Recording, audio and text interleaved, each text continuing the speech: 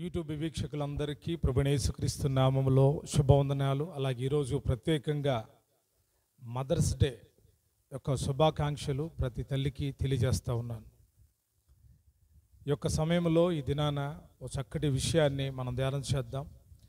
దైవ గ్రంథంలో చాలామంది తల్లులు ఉన్నారు. మంచి తల్లులు ఉన్నారు, చెడ్డ తల్లులు ఉన్నారు. తల్లి అనే పదం ప్రత్యేకమైంది. తల్లి జీవితం కూడా చాలా ప్రత్యేకమైంది. గొడ్రాళ్లకు బహుశా భాగ్యం దొరకదేమో, కానీ ఎవరైతే బిడ్డలను కంటారో వారు తల్లిగా పరిగణించబడతారు. వాళ్ళు తల్లులే, పరిగణించబడ్డం కాదు, వారు తల్లులే. మంచి తల్లులు ఉంటారు, దుష్ట తల్లులు ఉంటారు. బిడ్డల్ని క్రమ పద్ధతిలో పెంచే తల్లులు ఉన్నారు. బిడ్డల్ని వాళ్ళ సొంతంకి అంటే వాళ్ళ ఇష్టానికి వదిలేసి వీరు తమకిష్టమైన రీతిగా నడుచుకునే తల్లులు కూడా ఉన్నారు. అయితే ఉదయకాలాన ఒక చక్కటి తల్లిని మీకు పరిచయం చేస్తాను. ఈ మదర్స్ డే సందర్భంగా దైవ గ్రంథంలో ఇజ్రాయెల్ ప్రజలకి గొప్ప నాయకుడు మోషే. మోషే గారి యొక్క తండ్రి పేరు అమ్రాము, తల్లి పేరు యాకేబేదు. మోషే యొక్క తల్లి తండ్రి ఇద్దరు కూడా లేవీ సంబంధికులే, లేవీ కుటుంబానికి సంబంధించినటువంటి వాళ్ళే. ఇంకా వారు యాజకత్వపు సేవలోకి ఇంకా వెళ్ళలేదు. వారు లేవీ కుటుంబీకులే. లేవీ కుటుంబీకుల గురించిన ఆశీర్వాదాలు వేరు. వారు బహు కోపం గల్ల వాళ్ళు, పాపాన్ని చూసి సహించినటువంటి వాళ్ళు. అటువంటి లేవీ కుటుంబంలో నుండి మోషే, మిరియాము, అహరోను ముగ్గురు కూడా దేవుని కొరకు ఒక ప్రత్యేకమైన సాధనాలుగా వాడబడడం చాలా విశేషమైన విషయం. అయితే ఈ తల్లి గురించి మోషేను కనినప్పుడు రాయబడిన సంగతులు రాయబడి ఉన్నాయి. అంతకు మునుపు మిరియాము, అహరోను పుట్టినప్పుడు సంగతులు రాయబడలేదు. ఈ తల్లిలో ఉన్న మంచి విషయాలు మనం ధ్యానం చేయడానికి ప్రయత్నం చేద్దాం. తల్లి బిడను కంటున్న ఆ దినాల్లో ఇశ్రాయేలు ప్రజలు బానిసలుగా ఉన్నారైతే ఒక కొత్త రాజు వచ్చాడు. ఆ రాజు వచ్చి ఐగుప్తి మంత్రసాలతో చెప్పింది ఏంటంటే, ఇదిగో ఈ ఇశ్రాయేలీల్లో ఎవళ్ళైనా, హెబ్రీల స్త్రీలు ఎవళ్ళైనా ఆడబిడ్డల కంటే బ్రతకనేంటి, మగబిడ్డల కంటే మాత్రం చంపివేయండి అని చెబుతూ ఉంటే వాళ్ళు చంపకుండా వదిలిపెడతా ఉన్నారు. అటువంటి దినాల్లో యొక్క యాకేబేదు ఒక బిడ్డకు జన్మనిచ్చింది. అతని పేరు మోషే. అంటే అప్పుడు పెట్టబడలేదు, మనం మాట్లాడుకుంటున్నాం. ఈ తల్లి అతని బిడ్డని కనిన తర్వాత 3 నెలలు దాచిపెట్టిందంటండి. 3 నెలలు దాచిపెట్టింది. ఆ తదుపరి ఇక బిడ్డని ఏం చేయాలో అర్థం కాక ఒక జమ్ము పెట్టిలో పెట్టి, ఆ జమ్ము పెట్టిని ఒక నది ఒడ్డున ఉన్నటువంటి ఆ ప్రాంతంలో వదిలిపెట్టి అక్కడ తన యొక్క కుమార్తె అయిన మిరియాముని కాపలాగా పెట్టింది. ఏం జరుగుతుందో చూడు అని. ఆ సమయంలో ఫరో కుమార్తె ఆ ప్రాంతానికి వెళ్ళడం, ఆ యొక్క జమ్ము పెట్టిని చూడడం, ఎవరో ఈ బాలుడు అని విచారణ చేయటం, ఆ విచారణ దగ్గరకు ఈ మిరియాము వెళ్ళడం, ఈమెను పెంచడానికి నాకు ఒక తల్లి కావాలి, జీతం ఇస్తాననడం. మిరియాము వెళ్ళి తన తల్లిని తీసుకుని రావడం, ఆ తల్లి దగ్గర మోషే పెంచబడి పెద్దవాడయ్యే వరకు పెంచబడి మరలా ఐగుప్తుకి వెళ్ళడం మనం చూస్తాం. ఇదంతా చాలా సింపుల్గా మనకు కనపడుతుంది. అయితే మనం గ్రహించాల్సిన విషయం ఏంటంటే, ఈ తల్లి ముగ్గురు బిడ్డల్ని కూడా చాలా విశేషంగా పెంచింది. దేవుని కొరకు, దేవుని మహిమ కొరకు పెంచింది. తాను విశ్వాసం కలిగిందిగా కనపడతా ఉంది, భక్తి గల్లాదిగా కనపడతా ఉంది, దైవ ప్రత్యక్షత కలిగిందిగా కనపడతా ఉంది. ఎలాగనంటే తన కుమారుడైన మోషేకి ఆ చిన్ననాటి నుండే పాలు పట్టిస్తూ ఉంది. అయితే ఉగ్గుపాలు అంటారు కదా, ఉగ్గుపాలు అంటే బలపరిచేటువంటివి, ఒక విషయం కొరకు ధైర్యపరిచేటువంటివి. తన యొక్క ప్రజల నిమిత్తం జరుగుతున్న ప్రతి విషయాన్ని తన కుమారుడుకు తెలియజేస్తూ వచ్చింది. వారు ఎవరు, ఐగుప్తీలు ఎవరు, హెబ్రీలు ఎవరు, ఇశ్రాయేలీలు ఎవరు, ఐగుప్తీలు ఎవరని తన కుమారుడైన మోషేకు తెలియజేస్తూ వచ్చింది. అందుకే వాక్యంలో రాయబడి ఉంది, మోషే పెద్దవాడైనప్పుడు తన యొక్క జనుల యొద్దకు వెళ్ళి వారి భారములు చూశాడు అని రాయబడి ఉంది. మంచి తల్లులు ఈ రీతిగానే ఉంటారా అని అంటే, ఒక సక్సెస్ అయిన తల్లి ఇలాగే ఉంటుంది. తన బిడ్డలను పెంచడంలో విఫలరాలు కాలేదు. ఎందుకంటే జ్ఞానం కల్లాది. లేవీ కుటుంబాల మీద దేవుని యొక్క మహాకృప కనిగిరాలు ఉన్నాయి. ఆ లేవి కుటుంబాన్ని దేవుడు ఏర్పాటు చేసుకోబోతున్నాడు. అయితే ఆ విషయాన్ని ఆ తల్లి గ్రహించగలిగింది. జ్ఞానం కలిగిన స్త్రీలు, జ్ఞానం కలిగే తల్లులు కుటుంబాలను కడతారు. ఆ తల్లులు ఎక్కడుంటారో అక్కడ విభేదాలకు తావుండదు. కొన్నిసార్లు కొన్ని కుటుంబాల్లో తల్లులను బట్టి బిడ్డలు కొట్టుకుంటారు. అంటే పెద్దవాడిని ప్రేమించడం, చిన్నవాడిని ద్వేషించడం, ఇలాగా కొంతమంది తల్లుల దగ్గర ఉంటుంది. నేను వారిని తప్పు పట్టట్లేదు, కానీ తల్లి అంటే సమానముగా ప్రేమించాలి. తల్లికి మనం ఏమిచ్చినా రుణం తీర్చలేం. ఈ భూమి మీద మనం మగవాళ్ళమైన, ఆడవాళ్ళమైన, స్త్రీలైనా, పురుషులైనా తల్లి గర్భములో నుంచి బయటకు రావడానికి, కుమారుడిగా కుమార్తెగా బయటకు రావడానికి ఆ తల్లి పడేటువంటి ప్రసవ వేదన సామాన్యమైనది కాదు.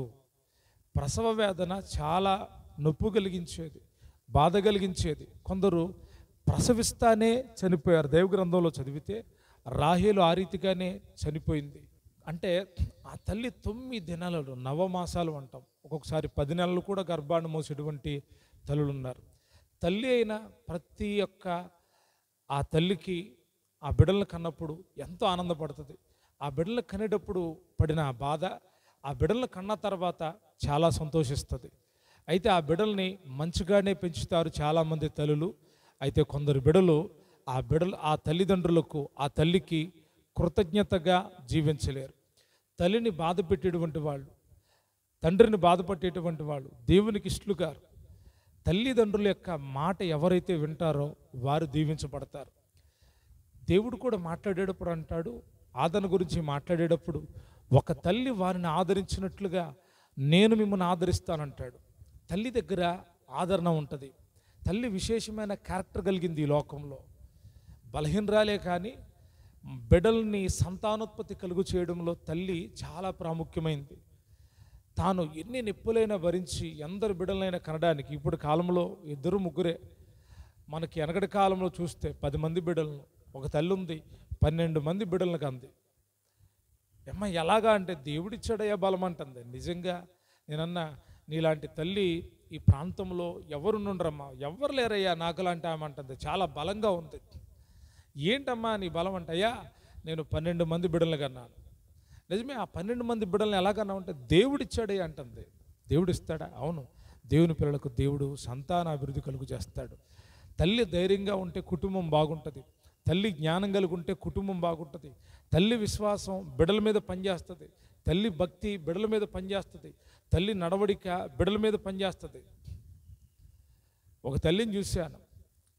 ఆ తల్లి అంటే వేరే చెడుగా చెప్పడానికి కాదు, కానీ తల్లి మంచిదే. ఆ తల్లి నోట నుండి వచ్చే మాటలు మామూలు మాటలు కాదు.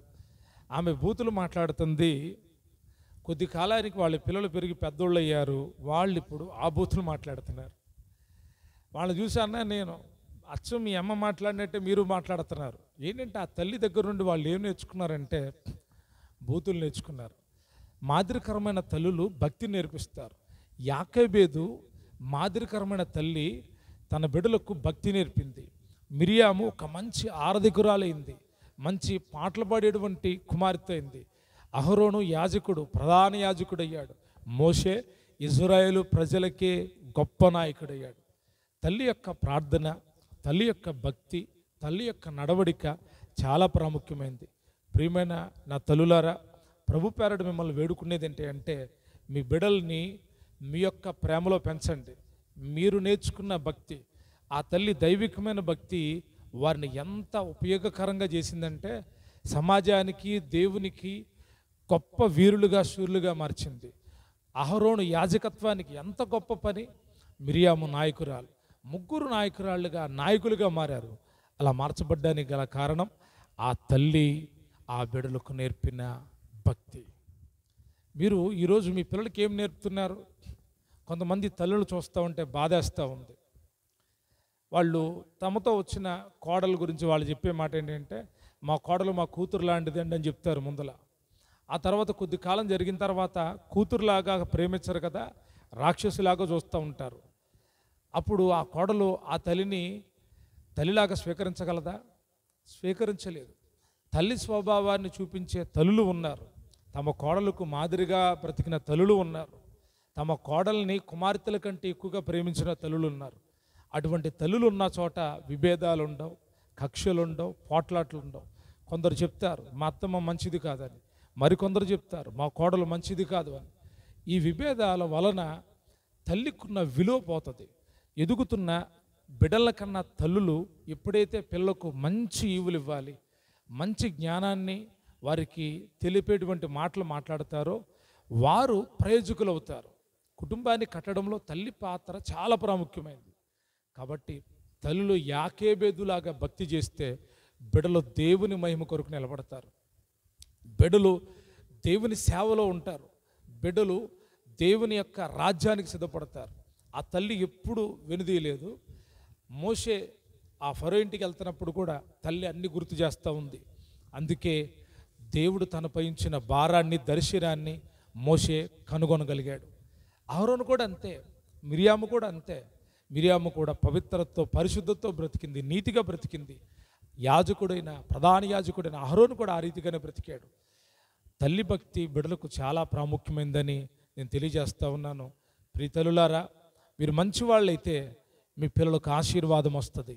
మీరు మంచి భక్తి చేసేటువంటి వాళ్ళైతే, మీ బిడ్డల కొరకు కన్నీరు కార్చేవాళ్ళు, మీ బిడ్డల క్షేమం కోరుకున్న వాళ్ళైతే మీ బిడ్డలు బాగుంటారు. తల్లులుగా మీరు కనుక సరిగ్గా లేకపోతే బిడ్డలు బాగోరు, కుటుంబం బాగోదు, భర్త బాగుండడు, ఆ గృహమే అసలు బాగుండదు. అంటే గృహమంతటికి ప్రాముఖ్యమైనది తల్లే.